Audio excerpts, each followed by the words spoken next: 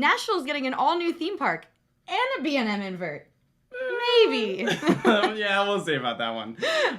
In their defense, though, this park has actually been announced for over a year, and somehow no one caught it. I don't know how that's even possible. It completely flew under the radar. This was announced in, I think, July of last year, but it's just now getting the attention that it probably deserves because on National Roller Coaster, they're like, we're getting a B&M coaster. Well, to be fair, they actually didn't say B&M. But they showed a picture of a Batman clone, which, if you look at the drawing, is a stock image of a B&M coaster. It's like literally if you're just like B&M Invert on Google Images. It's like Batman. Like the poses are the same and everything. Yeah. But they're calling it Phoenix.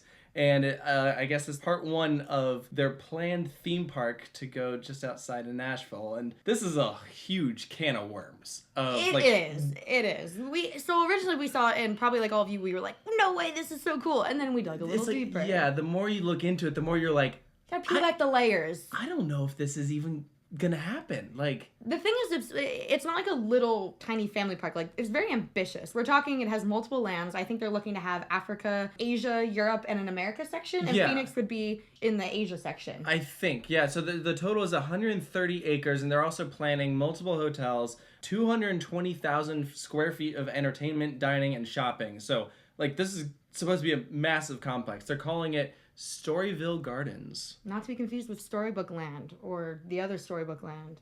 Or Busch Gardens. Or Tivoli Gardens. The concept looks great. I mean, it literally looks like Efteling. Let's be real. Like, the front entrance, it looks exactly like Efteling. Yeah. And it's so cool. You see where some of the inspiration came from. I mean, the park almost looks like a compilation of like a couple different places around the world. It's nice. Like, it's a very cool idea. And Nashville's an awesome area to have a theme park. They haven't had anything there since Opryland. Yeah. So Nashville's closest park is over an hour away, and that's Beach Bend, and that's meh. It's Beach Bend. I haven't even been there, but I just know it's meh. It's a GCI and a water park. If you were to say, we need a theme park in a huge metropolitan area, where are you going to say? First of all, I'd probably say like Seattle, like needs something good. But Nashville is absolutely an area that deserves something. Dollywood is like 3 hours away, almost 3 hours from Nashville. So. Yeah, and Nashville is a massive tourist draw because of like the whole music scene, and like it's very historic, and like people love visiting there.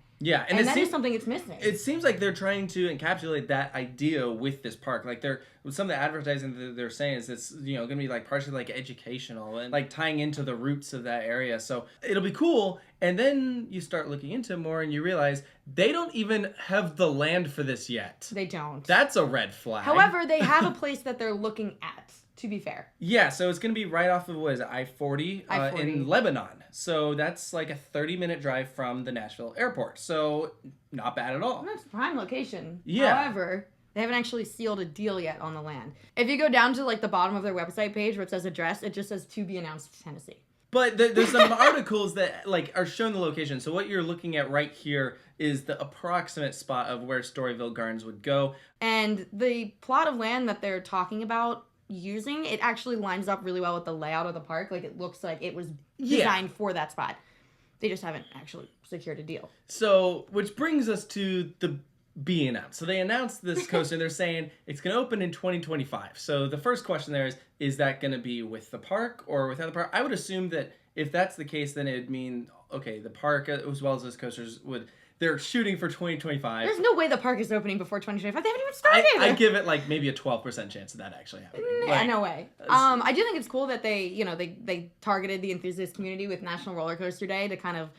My guess is it was kind of like a marketing idea of like, hey, let's target the people who are going to care about this the most, which are us, the nerds, which is fine. And, that they did. And whether or not they're actually planning to get a B&M invert. Should have gotten a B&M. They were smart with picturing it as such. Because, again, it gets the nerds like us talking. Yeah, so then that brings us into the next can of worms that we have to open up here. And that is that B&M, as far as I understand it, does not work with locations that do not already have a set established reputations, like a ground up park, because think of it like an insurance liability. They want to make sure that they're getting paid. So the way I understand is they won't work with a park unless they're getting about 1 million people in attendance every year.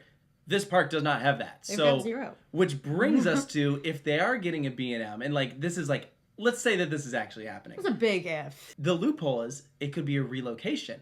And this was a picture of like a Batman. There is a Batman that we believe to be for sale in Kuwait. This park has been standing but not operating. It's donezo. The coaster's been sitting there. It's possible that they could have bought it. And that it would be coming here, which, okay, that solves that problem. Well, hey, you know what? And I believe from what you showed me, the color even matches. If they're going for Phoenix. If it's Phoenix. It would be. I would hope that after sitting in the Kuwait sun for a couple of years that they would repaint it. just slap it in there. No one's going to know. So that's if the concept art ends up being true, or it could just be a Vekoma suspended or something, or something a little bit less thrilling. Or they may just be saying that they're going to get one if they get investment money.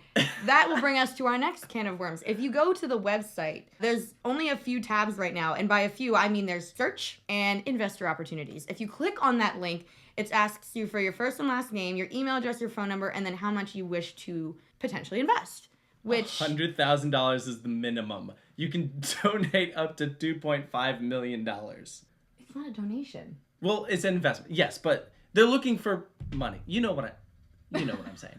They don't have the funding. I'm pretty confident in saying that they don't currently have the funding. They have an idea, and they're hoping that somebody bites.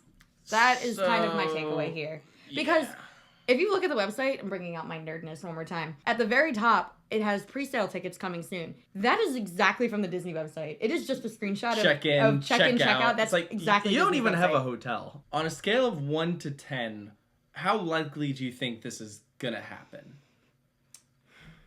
The optimist in me wants to give it like at least a 5.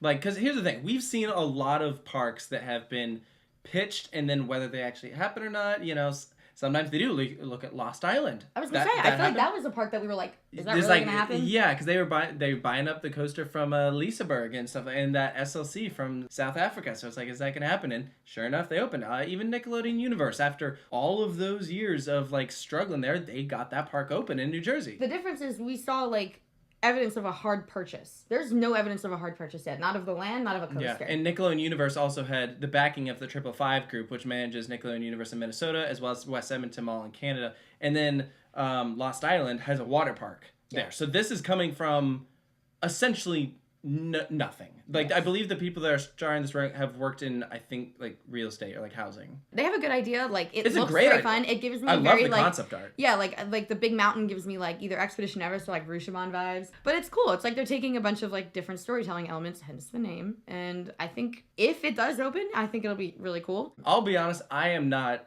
super optimistic about this. No. Until we see hard evidence of things are in motion and like it's happening. I'm just skeptical like that when it comes to construction. Okay, I mean, you could even look within big companies. Epic Universe was delayed. You look at Aquaman at Six Flags Over Texas. That was supposed to open in 2020. Now we're getting out of 2023. So it's like maybe. So I don't know.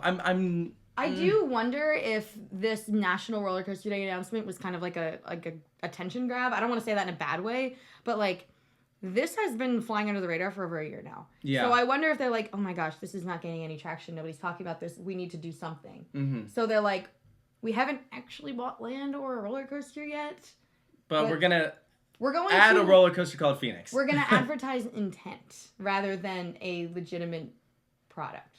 I'm sure the people who are working on this are very passionate. I'm sure they're very dedicated. And have good intentions. I don't question that. Absolutely. And this would be wonderful. This would be fantastic there. I just want to wait and see how that ball gets rolling. I'm not going to hold my breath. No. But it would be really cool. That'd be like as if Tennessee wasn't already cool enough. Basically. So, yeah. I guess we'll wait and see. This is going to be a project to follow. That's for sure. I don't know. Let us know down in the comments below. What do you think of this? Do you think it's going to happen? Or not. Yeah. Thank you so much for joining us, and we'll see you next time. Right after we finished filming that, something happened. So I'm over here maybe like 20 seconds into the edit, and I'm trying to find a screen grab of the Instagram post that they made announcing all of this, and it's gone off of everything. They removed it. So what does that Did B&M see it? It was like, hell hold up, like, we what? didn't sell you a roller coaster. What Or is that? did like it gain so much traction that people were like, oh, wait a minute. They're like, and they're like, this is not feasible. I don't know. I don't know, but like, I have so many questions. This is so interesting. My faith in this project happening already just dropped like I a said bunch. 5, right? I think I gave it a 5 out of 10. I'm gonna go down to like a 2. Yeah. Yeah, I don't think this is gonna happen at all. This is amazing. It literally hasn't even been an hour since we wrapped filming. This is so bizarre. Storyville Gardens, guys.